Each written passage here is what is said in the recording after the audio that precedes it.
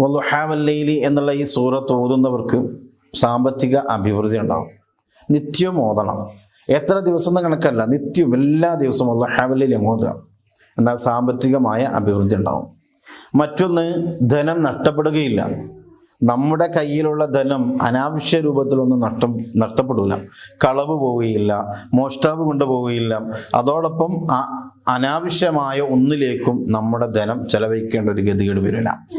എപ്പോഴും നല്ല കാര്യങ്ങൾക്ക് മാത്രം ചെലവഴിക്കുക എന്നല്ലാതെ, നല്ലതിലൂടെ മാത്രം നീക്കുക എന്നല്ലാതെ അനാവശ്യമായ ചെലവുകളൊന്നും ഈ സൂറത്ത് ഓതുന്ന വ്യക്തി ഉണ്ടാവില്ല.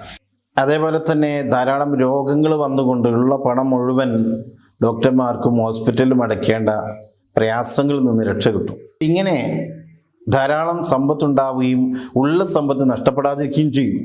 അതുപോലെ രോഗങ്ങളിൽ നിന്ന് സമാധാനം ലഭിക്കും.